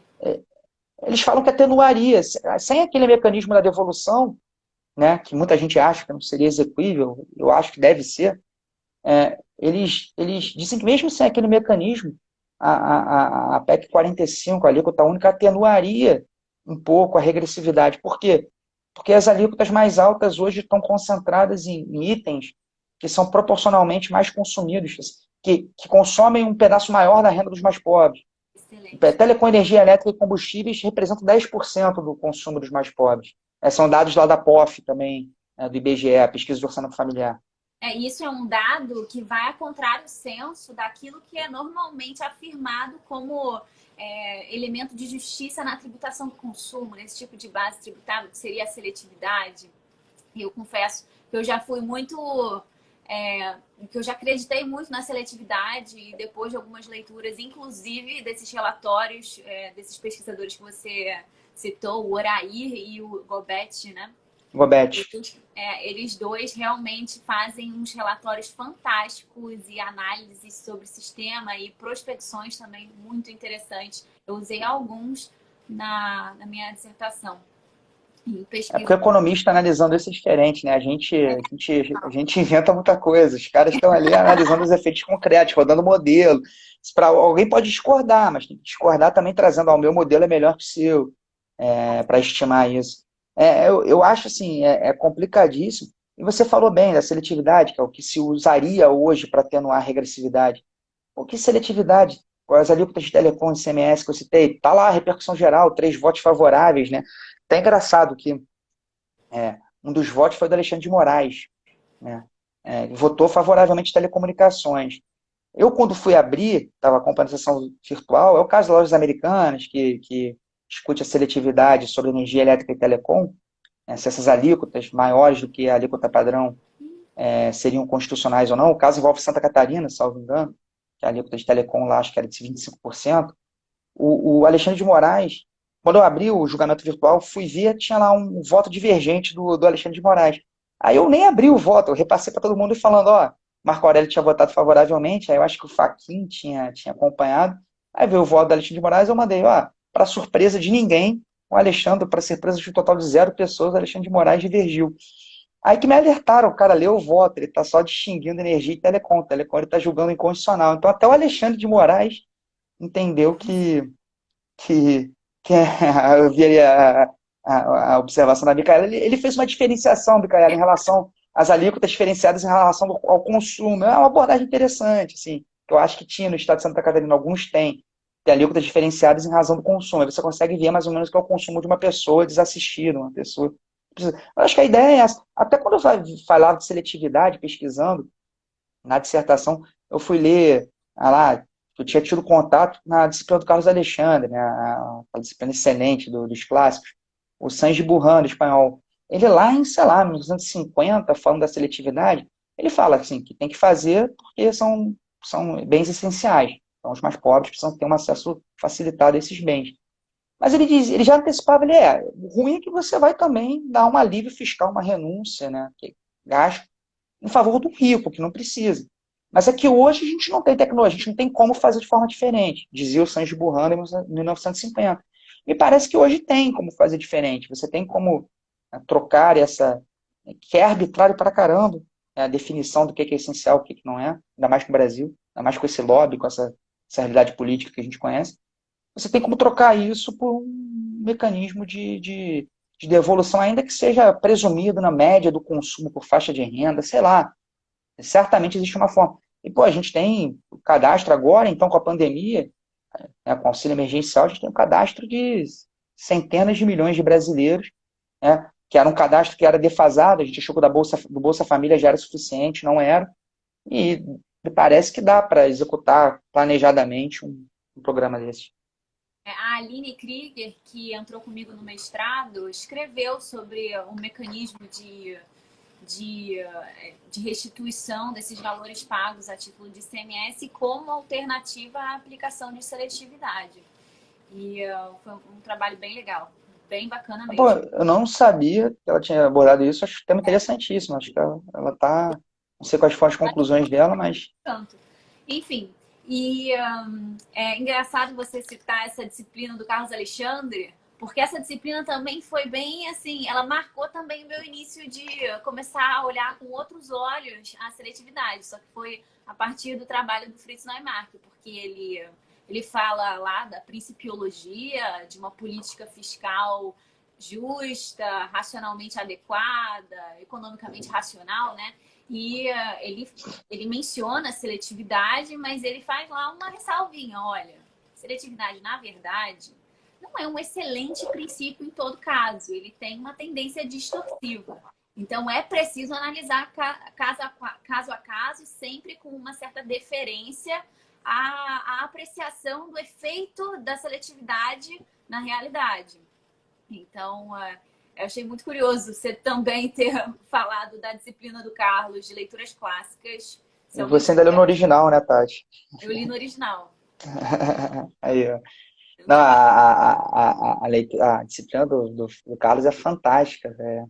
Aquilo ali é um favor que ele faz ao estudo do direito tributário, porque a gente acaba percebendo que vários debates que a gente achava que eram contemporâneos, né, que eram atuais, na verdade, já estão postos aí há 90, 80, 70 anos. E ele traz textos de economistas, né, que analisaram política fiscal, Exato. americanos. Né? Isso é E aí eu, fundamental, dialogar com a economia. A Micaela está falando aqui que nenhum método é 100%. E é porque o direito, quando ele assume que determinados princípios são eficazes, ele está operando no plano é, dos princípios. Só que a gente tem que dialogar com a econometria. Se uma certa técnica não está funcionando na prática, até produzindo o efeito contrário que ele deseja, tem que repensar a aplicação da técnica, que seria o caso da seletividade. Isso até poderia ser mencionado em relação à progressividade em determinadas situações, enfim. e essa sua crítica, inclusive, sobre. É uma posição minha sobre renúncia fiscal, de despesa médica no imposto de renda. Eu sou contra, assim. Mas é uma posição pessoal. Mas é porque eu acho que você tem. Os recursos públicos têm que ser focalizados nas camadas da população que precisam mais da intervenção estatal, do auxílio estatal. E se você tem formas de fazer isso, você não deveria ter uma regra aberta, genérica. É recurso público, é dinheiro público que Sim. poderia estar sendo utilizado numa ação estatal. É claro, a gente pode discutir a eficiência do Estado e tudo mais, e promover essas finalidades, mas, de qualquer maneira, me parece que não tem muita justificativa para você, eventualmente, uma pessoa que está no extrato mais alto, no decil mais alto de renda na nossa sociedade, receber renúncia fiscal. Acho que não tem cabimento na generalidade dos casos. É claro que em casos específicos a gente pode concordar com a racionalidade. E é isso que acontece na seletividade, nas isenções, é, nas isenções fiscais da tributação sobre o consumo. A gente acaba beneficiando pessoas que não deveriam precisar do apoio estatal. É outra coisa que também o gasto público direto está no orçamento, ele é mais transparente, né? A forma da gente discutir quais são as prioridades. Tem 4% do PIB, agora baixou um pouco, tem a meta, né? Todas as LDOs tinham meta de redução, foram sendo ignoradas. Agora, na PEC da emergência fiscal, a nova emenda constitucional, o novo regime fiscal inaugurado agora com a PEC, tem agora escrito na Constituição essa meta para redução de subsídios tributários, renúncias fiscais federais em relação ao PIB, né? Acho que tem que cair para 2%, não sei quantos anos. A gente tem quase 4% do PIB. É muita coisa, e a gente tem que discutir se é mais eficiente seguir dessa forma ou se existem outras formas de atuação estatal que são mais eficientes, que focalizam melhor, que pegam aquele dinheiro e botam, né, fazem chegar em quem precisa. Isso tem que ser feito. A gente não tem avaliação nenhuma de o que funciona, o que não funciona, né? É um cenário triste. Agora, assim, o último, falei de reforma, mas só para deixar aqui 5 segundos, é que tem a proposta da CBS, né? A proposta da CBS do governo federal, ela ela é um terror para o setor, ela é terrível. A proposta que a Receita já há muito tempo queria emplacar, acho que desde que eu entrei no setor, a Receita Federal sempre teve esse objetivo de unificar o PIS e COFINS e vender isso como uma solução maravilhosa, que na verdade não muda nada, assim, as declarações são replicadas, você só paga uma guia a mais e tem um pouquinho mais de trabalho. Tudo bem, tem lá a discussão sobre acreditamento, que eles querem encerrar o contencioso da não cumulatividade, mas a proposta da CBS, como ela tem essa unificação, que em teoria seria positiva, o que acontece? É até engraçado, porque o setor de serviço está chiando, não acho que tenham razão.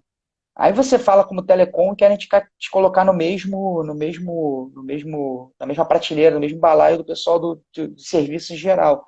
Mas é porque, diante de toda essa carga extorsiva do setor, o PIS e o COFINS é o único tributo em que o setor está no regime melhor, que é o 365. Até porque a apuração de crédito, nos parâmetros atuais, nos insumos, né, ela não seria muito significativa para o setor. Então, paga-se 365. A PEC, o projeto de lei da CBS, ele desconsidera as peculiaridades, trata tudo como se fosse, quem está no 365 é privilégio, vamos botar uma alíquota única de 11%, 12%. os estudos que a gente fez, que olharam para a cadeia de produção, olharam para os fornecedores, olharam para o que a gente poderia se acreditar, eles concluíram que a CBS levaria a um aumento de carga tributária de 5 pontos percentuais, né? 5%, 5 pontos percentuais a mais na carga tributária do setor, que já é altíssimo. É um estudo econômico feito pela LCA, empresa renomada pra caramba. E está todo bem fundamentado, todo justificado, foi feito com base nas informações, nas demonstrações financeiras, informações fornecidas pelas empresas do setor. 5 pontos percentuais de acréscimo num troço que já é assim, inacreditável, já é insustentável. E tem sido difícil o diálogo com o governo. Essa Receita Federal vem e fala, não, mas o seu serviço vai gerar crédito para outra pessoa. Aí você chega e fala, olha, deixa eu te explicar, 90% da minha base de usuários é de pessoa física. Fora as entidades do governo, que também não apuram crédito, as entidades imunes, isentas. Então, assim, isso responde, sei lá, por 75% da minha receita. Eu presto serviço na ponta final. O que adianta você falar que vai gerar crédito? Não adianta nada. Então, tem uma incompreensão. Eu lembro quando eu li pela primeira vez a proposta, o PL da CBS, e aí na justificativa tinha um enaltecimento da simplificação, e aí eu marquei essa palavra, simplificação, deixa eu dar uma olhadinha nessa lei, e aí o que ficava ecoando na minha cabeça era, gente, isso aqui não vai simplificar para quem apura PIS e COFINS no cumulativo. Não vai. A Não vai. diferença da alíquota e quem está no cumulativo, como regra, está lá porque realmente não tem atividade que contemple despesas qualificáveis como dedutíveis, enfim.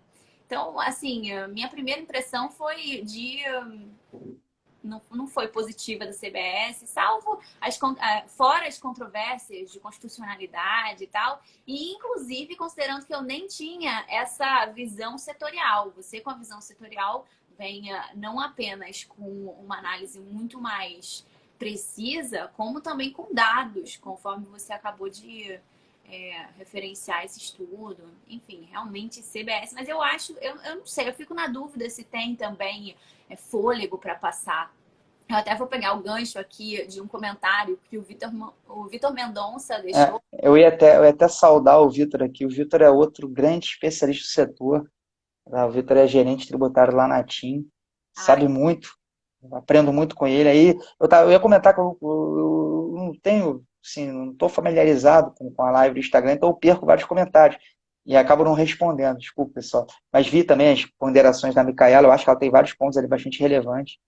Mas, por favor, Tati. Não, Micaela é sensacional, sempre com observações muito precisas e ela é muito engraçada também, né?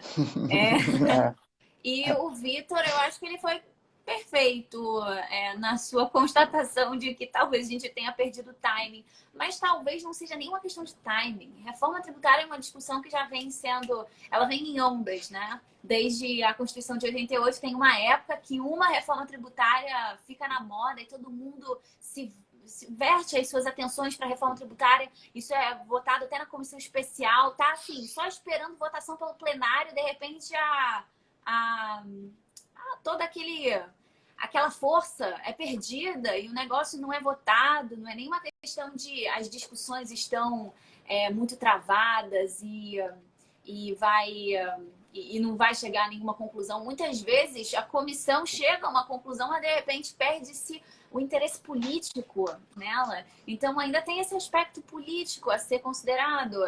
PEC também envolve um quórum mais qualificado, a votação é mais difícil de você conseguir as condições para aprovação da emenda à Constituição. E aí, então, com todas essas considerações, eu vou finalizar aqui te mandando uma pergunta assim, sobre essa perspectiva meio pessimista de reforma tributária, de que esse negócio não vai dar certo, pelo menos da perspectiva das PECs. Sobre que tipo de mudanças você acha que o setor tinha que dar uma trabalhada em cima para tentar impulsionar no Congresso? Assim, no âmbito da legislação infraconstitucional mesmo, que talvez tenha mais condições de ser aprovada. No âmbito da legislação infraconstitucional, pouco complicado, tá? Porque assim, a gente poderia alterar a alíquota, poderia alterar. A Anatel chegou a discutir uma proposta de unificação dos tributos setoriais numa única contribuição sobre o faturamento, mas cuja intenção era manter a carga tributária, né, a arrecadação gerada por esses tributos somados, porque também você está num momento fiscal muito complexo, né? O governo está pressionado lá da despesa, por causa do teto dos gastos, não consegue criar mais gasto discricionário nenhum, daqui a pouco mal vai conseguir cumprir os gastos obrigatórios. Aliás, o orçamento de agora, com essa confusão das emendas parlamentares, colocou em risco, inclusive, os gastos obrigatórios. Mas do lado da receita, você também tem a pressão das metas do resultado primário. Então, o governo, o que deveria ser feito? Deveriam reduzir essa tributação setorial no plano infraconstitucional. Transferir isso para a economia em geral, né, aumentar um tributo com uma arrecadação geral que incide sobre todos os setores, para com isso absorver essa perda. Mas eu não acredito que isso vai ser feito. E aí você luta contra lobbies de outros setores, se você quiser tirar a carga. O fato é, essa perda de arrecadação vai ter que ser compensada em algum lugar. E aí você vai ter um outro setor batalhando. Eu gosto até, quando a gente discute esse assunto da reforma, citar uma ideia que foi trabalhada, né, da economia comportamental, que deu o fundamento ali para a economia, para o behavioral economics, que é do Daniel Kahneman, né? Foi o psicólogo que inventou um campo da economia. E aí um dos trabalhos, ele fala de viés cognitivos, várias falhas na avaliação e cognição que a gente tem. Uma delas, que motiva a nossa ação, uma delas é a aversão à perda. A gente tende a ter muito mais aversão à perda do que ter prazer com os ganhos, né?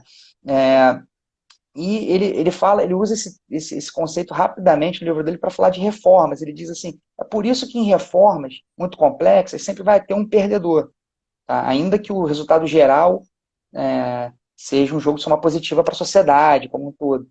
Mas o problema é que esse perdedor ele vai fazer muito mais esforço do que os possíveis ganhadores.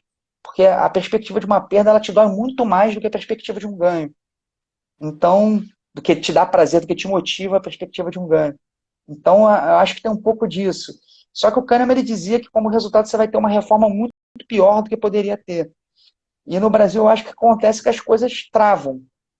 Você tem razão. Além de tudo, hoje, principalmente, você tem zero estabilidade política, então tem um componente que as prioridades mudam o tempo todo, né? Se a gente for olhar os debates do final de 2020, a reforma administrativa e tudo mais, você já não vê, mesmo depois da eleição do Congresso, que em tese teria destrancado a pauta do governo. Então, assim, eu sou pessimista quanto a soluções pontuais. A única forma, para mim, a única luz no fim do túnel que eu vejo quando esse sentimento de que a gente está de saco cheio desse sistema disfuncional, anacrônico, desse sistema que gera ineficiência, é só quando esse negócio transbordar, né, a opinião pública em uníssono exigir uma reforma tributária. E a gente está ficando para trás. Assim, é meio lugar comum, todo mundo fala, de empresa que não vem para o Brasil por conta do custo de compliance, por conta do fiscal, por conta da carga, por conta da complexidade, é verdade. Da incerteza, principalmente, que permeia tudo no Brasil, mas sempre a tributação.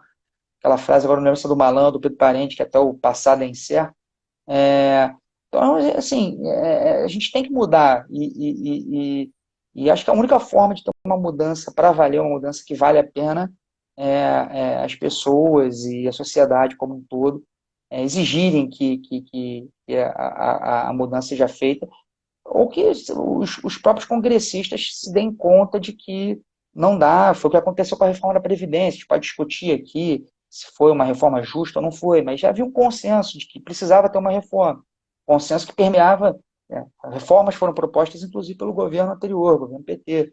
Então havia um consenso de que precisava ter uma reforma. E isso foi se tornando mais emergente até que a gente conseguiu parir uma reforma. Tá difícil construir consenso, tem muito interesse contraposto, mas eu acho que se não for por esse caminho, não sai. E, sei lá, espero que minha esperança hoje no cenário político atual está mais no Senado até do que na Câmara. Antes era mais na Câmara, né? A gente vê no Rodrigo Maia mais impulso, mais vontade de fazer a reforma tributária. Hoje é no Senado. Eu espero que haja ali habilidade para solucionar esses impasses, reduzir as perdas de quem vai ter perda, endereçar essas questões relevantes que estão sendo levantadas e chegar ali num modelo que não precisa ser de nenhuma das propostas à mesa, pode ser um modelo híbrido, pode ser um modelo aperfeiçoado, mas que angarie o apoio necessário. Eu acho que uma das coisas que mais me surpreendeu, e por isso meu otimismo no início, os estados estão apoiando a mudança do sistema, essa mudança radical no sistema tributário. Eu nunca achei que isso fosse acontecer. Os estados estão consensualmente, né, apoiando a reforma tributária. Os municípios menores também estão. Por hora, acho que dos entes subnacionais, só os municípios de maior porte que ficam com essa ideia de que eles vão arrecadar pra caramba com o ISS nos próximos anos, como se eles tivessem direito adquirido, né? Assim, a Constituição não pode mudar, a repartição de receitas não pode mudar. Eles ganharam o ISS é para sempre deles. Não importa se arrecadava X e agora vai arrecadar 100X, é deles. Acho que não tem isso, é uma questão de reequilíbrio, de reajustar os ponteiros. Uhum. Vou só ler aqui o comentário do Vitor, que é muito pertinente. Ele observou que foi construído um consenso em relação à reforma da Previdência, que parece mais impopular que a tributária. De fato, eu concordo que sou muito mais impopular, mas a gente não consegue avançar em relação à tributária. De fato, é curioso que a reforma da Previdência tenha prosperado em alguma medida, e não obstante as críticas pertinentes, as controvérsias, ela prosperou em certa medida e a tributária, nada. Esse é um ponto relevante. Tem que convidar um cientista político, tá, para falar de Eu acho que reforma. já devem ter alguns aqui de olho tentando identificar qual é o grande mistério do Brasil. Bom, Fernando, muito obrigada pela sua contribuição. Assim, eu não sei nem dizer o quanto que eu aprendi aqui, quantos momentos eu fiquei aqui refletindo a respeito de temas tão impactantes para a nossa vida, porque apesar de eu não atuar em telecomunicações é algo que está na minha vida corrente, cotidiana, na vida de todos nós. Então, esse é um tema relevante não apenas para quem trabalha no setor como tributarista, mas para geral, como contribuintes. E para os tributaristas que devem se envolver nessas discussões, mesmo que num prisma acadêmico ou com uma visão comparativa. Enfim, muito obrigada pela sua contribuição. Acho que todo mundo que assistiu aqui com a gente deve ter aprendido pra caramba também. E é isso, gente. Obrigada por vocês também terem acompanhado a live.